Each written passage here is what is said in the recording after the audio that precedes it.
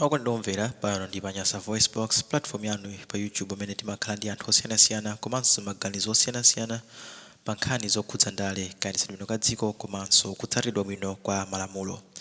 Ndiye lero tili ndi mawu a Bambo Bon Kalindo amene akunena kuti Padakafunda Pajiwitsa Galu. Mawu amenewa akupita makamaka ku zipani zotsutsa makamaka chipani chija cha Democratic Progressive Party. Bon Kalindo akumuona kwawo akuona kuti chipani cha DPP chalowa mphepo kwambiri ndipo izi zikuchitika chifukwa choti akuluakulu a chipanichi akumapanga zinthu molekelera, akumaona nyansi zikuchitika koma akumakhala ndi a laissez-faire approach kapena kuti akumazilekera zinthu zichitika molomo dzuka ndi kuchitapo china chake. Ndi Bon Kalindo akunenetsa kuti DPP akapitiriza kupanga zimenezi asadzadabwe kuti mwina 2025 atha kudzapezeka kuti akupita ku chisankho opanda candidate. Bon Kalindo akukamba izi kutachitika mpungwepungwe dzulo ku parliament kumene kunapezeka kuti kuli anthu awiri amene amadzitchula kuti iwowo ndi oyimira zipani zotsutsa boma ku Nyumba ya Malamulo. Anthu awiri amenewa anali a George Chaponda komanso a Kondwani Nankhumwa. Kondwani Nankhumwa monse ndikudziwa kuti anathamangitsidwa ku chipani cha DPP ndipo a George Chaponda ndi amene anasankhidwa kuti alowe m'malo mwawo, koma zikuoneka kuti aku parliament zimenezi sanazimvetse ndipo akupanga insist kuti Nankhumwa akhale leader of opposition zimene Bon Kalindo akunena kuti zisatheke ndipo a DPP asalole chifukwa chokuti zikuoneka ngati kuti anthu aku parliament komanso anthu aku mabwalo a milandu kapena kuti the courts, they are now dictating how the DPP is supposed to run its affairs when the DPP have leadership and people who are capable of running the party's internal affairs. So let us stick together and listen to the audio of Bon Kalindo as he speaks on what is happening in the Democratic Progressive Party ahead of the opening of parliament in Lilongwe. Ndikakupaseni moni amalawi anzanga kwina kulikonse kumene muli.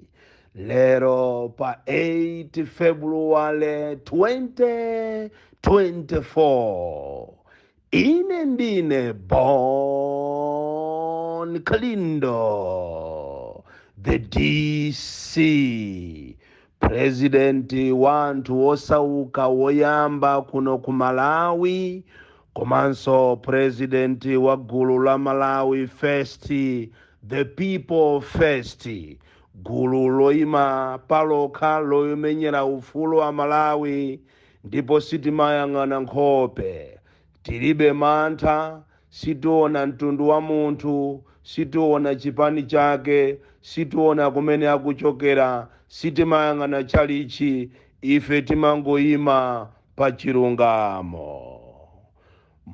Mukandilole pamene parliament ikuyamba kukumana mawa lino mu mzinda wa Lilongwe, ndikakuchenjezeni amalawi nonse kumene muli, komanso ndikachenjeze zipani zosusa zimene zili muno m'Malawi, kunena kuti ngati sitisamala, ngati sitichenjera, dziko lino pang'ono ndi pang'ono likupita ku dictatorship. Ndipo democracy imene anthu ena anzeru anayikhalira pansi ndi kuyivutikira, achakufa chihana, amalemu komanso abakiri muluzi, kuti mdziko lino mukhale democracy. Ngati sitisamala, democracy imene ija itha ndipo mukhala chipani chimodzi cha MCP. Izi ndikunena poganizira kapena posatira zimene zachitika dzulo ku parliament, kuti kwa nthawi yoyamba sizinachitikepo mu history nyumba ya parliament ikakhale ndi leader of oppositions awiri. Zachitika zija ndi zinthu zopangisa mantha kwambiri, ndipo zikuyenera kuti tizichite condemn in the strongest terms. Ndipo iyi si nkhani ya DPP yokha ayi, ndi nkhani yonena kuti zipani zina zilizonse zosusa zitengepo gawo komanso zikhale ndi mantha. Chifukwa lero tikhoza kumakamba kuti a DPP aonekera kuti kuchipani kwawo kwapezeka kuti kuli ma leader of opposition awiri. Mawa lino muli inu a UDF, muli inu a Ford, muli inu a PP, komanso muli inu a zipani zimene zangotchuka kumene, komanso muli kapena a UTM. komanso iyi si nkhani yokuti ingokhala ku zipani kokha.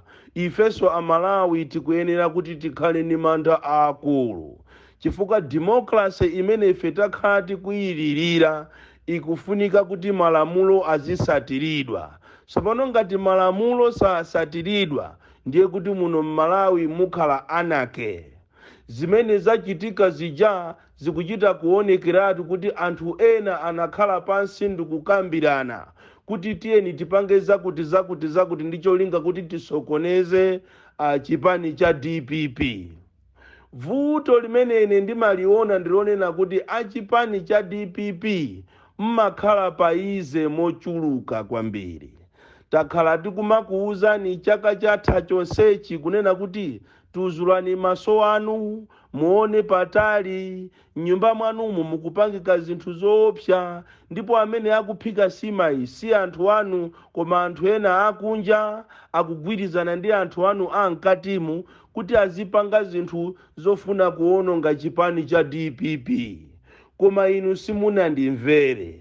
Lero tuzachitika zulo ku parliament zija kukapezeka kuti kuapezeka ma leader of opposition awiri ku meeting, ku business committee meeting, imene ijaye musazitenge ngati zinthu zazing'ono. Zimene zijazo ndi zinthu zimene ziti zikuchitikireni inu a DPP mukapitiriza uize wanu. Ndakhala ndikumanena mbuyo mukunena kuti inu a DPP samalirani, chifukwa posachedwa pompano ngati simusamala muzapita kuja kumachedwa kuzisankho mulibe kandidati. Chimozi mwa zinthu zimene zakonzedwa ndi zimene mwaziona zulo zija. Koma inu vuto lanu la inulo a DPP mmazitenga zinthu paize, mmazitenga zinthu kukhala zophweka. Akulu adanenapo kunena kuti Padakafunda, Pajiwitsa Galu, movie oyang'anira sumachedwa kulowa m'maso. Sindimaziwa kuti kodi chimene chimavuta ku chipani kwanuko ndi chani, chifukwa kumaoneka kuti kuli anthu ophunzira, anthu amene ali ndi experience, koma nkhani zikachitika kapena zikamamveka mumazisirira ndikumangozika kunena kuti isi okay amene ujayo mmapanga inu akulu amaononga masupporters anu.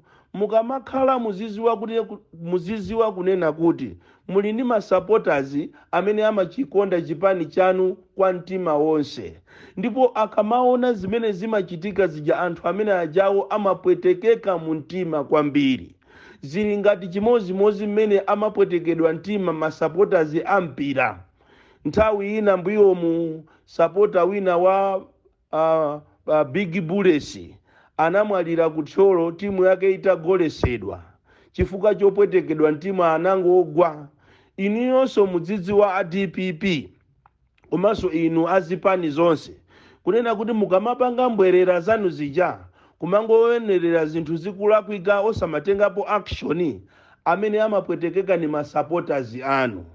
Motero kuti kunja kunoko anthu ndiokwiya kwambiri, chifukwa zina zimene inu mmapanga a DPP zimadabwisa kuti kapena inuyo munalozedwa, chifukwa anzanu akukutakatani ndipo inuyo mulipopo koma palibe chimene mukupanga. Nkhani izi zachitika zulo ku parliament izi palibe winake amene muti mumuchite blame kupatula inu akulu aku DPP. Mumaphwekesa kwambiri, ndipo anzanu ajawo anatenga boma kuzera kuma demonstrations. Kodi chimene chimakuvutani inuyo ndi chani kuchita mobilize anthu anu ndikupita ku parliament konko kukachita demonstrate, chifukwa nyumba ija ndi yanu koma mukulolera kuti makhoti komanso anthu ena azigwirisa ntchito mphamvu ndikumasokoneza nyumba yanu ya DPP. Izi zimene mukuziona ngati ndizophweka izi, siku lina muzalira nazo, siku lina muzandivomereza mawu angawa kuti uja wa misala uja na madrama amatiuza koma ife sitikamva, chifukwa mmakhala ngati inu mu DPP mulibemo anthu amene angapiteso ku khoti ndikukatenga injunction. Ndipo olo mukatenge injunction mwatenga ija, it is already too late.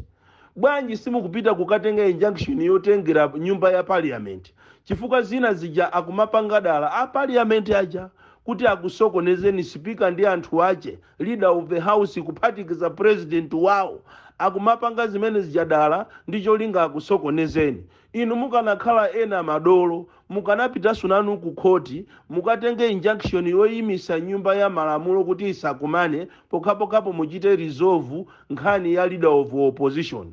Chifukwa inu ngati mukunena kuti munthu yosi wanu, ndi akakuyimirirani inu bwanji popeza munthu yosi wanu. Akuluakulu, let us be serious. Democracy inabwera muno kuti zina ndi zina zonyasa zimene zinkachitika mbuyomu zisamachitikenso. Koma pang'ono ndi pang'ono tikuzilolera kuti zinthu zizichitika. Ziwani kunena kuti ucheni njovu zikamamenyana, umene umazunzika ndi uzu. Muziwe kuti masupporters azipani zanu akuzunzika, mitima yawo ikupweteka kwambiri. Sindikudziwa kuti mmadikirira chani, kapena mulibe ndalama, kapena ndinu anthu akhama. Chifukwa mmaoneka kuchipani kwanuko kuti kuli anthu amene ali ndikuthekera kuti akhoza kuchita mobilize anthu ndikupita ku parliament ndikukasuka anthu amenewo. Koma mmadikira ifeyo omenyera maufulu kuti tizilira, kuti tizipanga ma-demonstrations yonso tikapanga simmabwerako. Tikana kuti tipange press briefing, anthu ake semmaonesa opanda chidwi, simmafuna kuchita attend press briefing yokuti kukhuzani inuyo. Izi mukupanga izi siku lina muzapwetekesa nazo ana, komanso muzathesa zipani zanu. Pakali pano pa MCP ikupanga china chilichonse chothekera kuti athane ndi president wanu Arthur Peter Mutharika. Kodi ine sinakuuzeni kunena kuti samalirani, kuli mapulani onena kuti akufuna president wanu asazapite ku ballot, sinanenene. Sopano mukamamva age limit ija mukaganiza kuti ndi chani? Mmaganiza kuti achita kunena kulengeza kuti siti kumufuna iye kuti asakaime. Age limit ija ndi plani imene akonza kunena kuti amuchite president wanu Arthur Peter Mutharika kuti asakakhale nawo kumasankho. Ndi zimene timakuuzani zijatu kunena kuti musamale, ngati simusamala muzapita kumasankho opanda candidate. Age limit iyo ndiye kupita kumasankho opanda candidate iyo. Pakali panonso mukuyenera kuti musamale kwambiri, chifukwa ambirana meeting yawo ya dzulo kunena kuti nkhani ya age limit amalawi alusa, ndipo atulukira mapulani yawo, akufuna kuti nkhani imene jayo aisiye. Padakali pano pamuona alengeza posachedwa pompano kunena kuti nkhani ya age limit aisiya, ndipo saichita tako mu government business imene ikuchitika panopa pamene akupanga budget ya 2024-2025. Akufuna aisiye, koma imeneyo ndi pusi. Akufuna siku lina azakututumuseni, popeza ati ma MP yanu amajomba. Komanso kuti munthu amene amamuganizira kuti akhoza kuichita tebo nkhaniyo ndiye ndi leader of opposition iyo, ndiye panopa sangapange zimenezo. Koma lilipo siku limene azakututumuseni, kutereko agwirizana kuti akunamizeni kuti inu mukhale pauize panupo, chifukwa tu anakuchitani study kale. Makani amene akuchita wa blind kunena kuti ndikuswani, amakhala kuti wa blind yo waponda mwala. Muzakampeza munthu okuti walembedwa ntchito pa kampani, koma ndikumanena kuti ine kampani imene ndizayitenga kampani ndizayitenga, muziwe kuti waponda chachikulu. Koma inu a DPP muli ndi vuto kwambiri, vuto lokhala paize, vuto loonesa ngati kapena inu a DPP kuchipani kwanuko kulibeko anthu anzeru, ndipo mmakhala ngati kapena analemba mu constitution ya ziko lino kunena kuti ekhayo amene akuyenera kutenga injunction ndi uyo. Inuyo simungatenge injunction. Ndi chifukwa choti kukuuzani kunena kuti inoyo ndi nthawi yokuti muipange parliament ija ikhale ungovernable. Mukanapita kumene kuchako nyumba ija ndikuyisokoneza, inunso ndikupita ku khoti ndikukatenga injunction kunena kuti pokapo nyumba ya parliament izavomereze kuti leader of opposition ndi uyu, ifeyo tizabwera nyumba mmenemo. Koma vuto lache ndilonena kuti muli ni ma MP osauka, ma MP olira amene chimene akuganizira iwo ndi kugulidwa, chifukwa ambiri otu agudwa kale. Ma MP anu ndiogudwa, komanso kufuna ma allowance, akungofuna ndalama. Vuto ndionena kuti ife amalawi ambiri sitimadziwa chimene timapitira ku nyumba ya parliament. Tikanakhala kuti amalawi ambiri mumadziwa chimene mumapitira ku nyumba ya parliament, ndi chokhacho kukamuthandiza munthu wa dera lanu, bwezi pano zopusa zambirizi kulibe. Koma chifukwa chonena kuti ambiri ifeyo sitimadziwa, timangofunako ndalama, ndi chifukwa chake democracy ikulephereka, democracy iti ife muno m'Malawi.